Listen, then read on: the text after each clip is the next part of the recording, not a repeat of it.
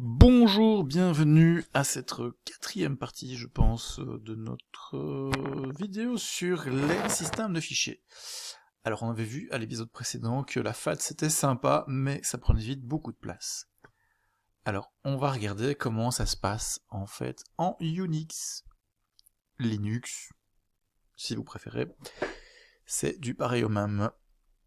En fait, dans la FAT, ce qu'on fait, c'est qu'on retient une liste de blocs en mémoire. Et tous les blocs de tous les fichiers sont chargés en cette table au moment du lancement de l'OS.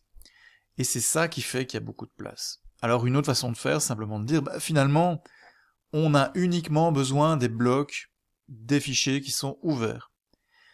C'est le parti pris en Linux, Unix, c'est de se dire, on va charger, quand on ouvre un fichier, les blocs qu'il contient. Et ces blocs qu'il contient, en fait, sont décrits dans une structure qui s'appelle un inode. C'est pas Apple qui a inventé ça, non, non. C'est bien Unix. Et donc un inode, c'est quoi? C'est un bloc disque, en fait, à la base. Ceci est un bloc disque. Qui contient quoi? Les attributs du fichier, par exemple, le propriétaire, les droits d'accès, etc. Et ensuite une liste de blocs. Une liste dans une table, mais une liste, donc ça c'est... Ici on aura par exemple, voilà, le bloc 0, c'est le bloc numéro 7, etc. Donc ça, c'est l'idée de départ de l'inode. Si on reprend notre fichier, exemple tout à l'heure, en fait, ce qu'on aura, c'est directement dans la table, on aura dans l'inode, on aura cet inode, on aura donc quelques attributs, et ensuite on aura la liste simplement des blocs du fichier, comme ça. Ça ne peut pas être plus simple. Sauf qu'évidemment, c'est un peu plus compliqué, bien sûr. Alors, peut-être appuyer... Enfin, nous allons réfléchir un petit peu. Qu'est-ce qui pourrait justifier le fait que ces structures de données ne soient pas suffisantes pour représenter tous les blocs d'un fichier? Donc, appuyez sur pause maintenant. Alors, levez la main ceux qui ont vraiment appuyé sur pause. Donc, imaginez... Ceci est un bloc disque qui fait par exemple 4 kilooctets. Eh bien, on peut pas mettre une liste de blocs infinie là-dedans. Or, si on prend un gros fichier, par exemple un film, je sais pas, qui fait 4 gigas, un truc comme ça, on aura plusieurs millions de blocs. On ne pourra pas les représenter dans une seule table. Donc, ce qui va se passer, c'est qu'on a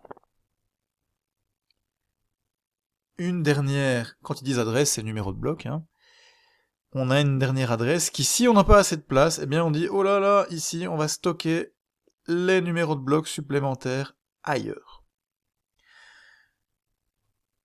Et en fait, c'est même un petit peu compliqué, donc ça c'est la structure qu'il y a dans le système ext4 de Linux. On a donc la structure de base de l'inode, et ensuite on dit, ok, j'ai un premier pointeur s'il n'y a pas assez de place pour mettre des blocs en plus. J'ai un deuxième pointeur, si ceci ne suffit pas encore, pour une table, deux tables. Ça suffit pas encore, on a une table, deux tables, deux tables. Alors, je vais vous mettre, évidemment, un petit pointeur web sur une explication plus claire là-dessus. Et aussi, dans le Tannenbaum, c'est expliqué, mais je vous mettrai quand même une explication un peu plus claire là-dessus, avec un lien sur une page. Donc ça, c'est le système Linux. Maintenant, dans Windows, si on n'utilise pas une clé USB, eh bien, le file system de Windows, il s'appelle NTFS, pour NT File System, ou New Technology File System. Notez que c'est New Technology des années 90, hein, donc voilà. Il n'y a pas de FAT, mais il y a ce qu'on appelle une Master File Table, MFT.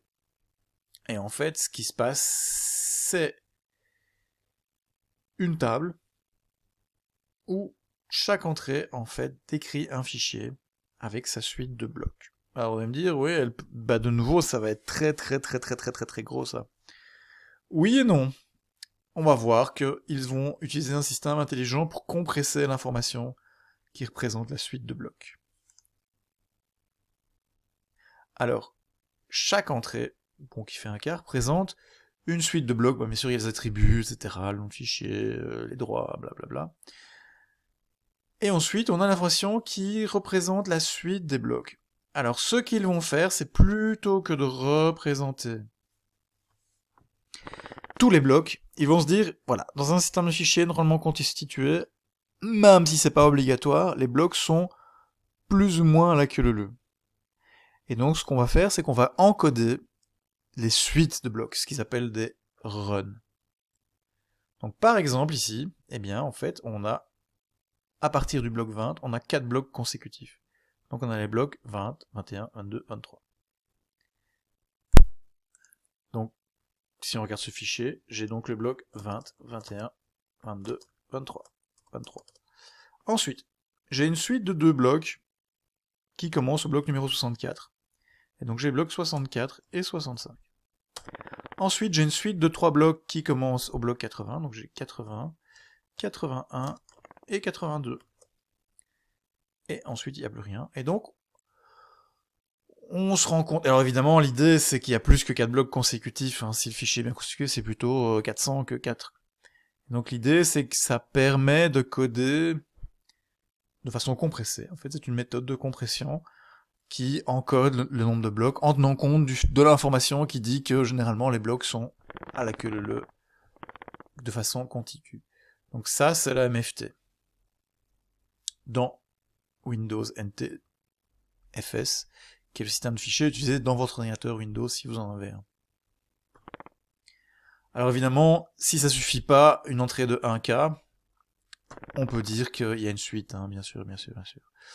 Mais l'idée, c'est bien de qu'on va représenter moins de blocs qu'il y en a réellement, parce qu'on va les compresser, les suites de blocs,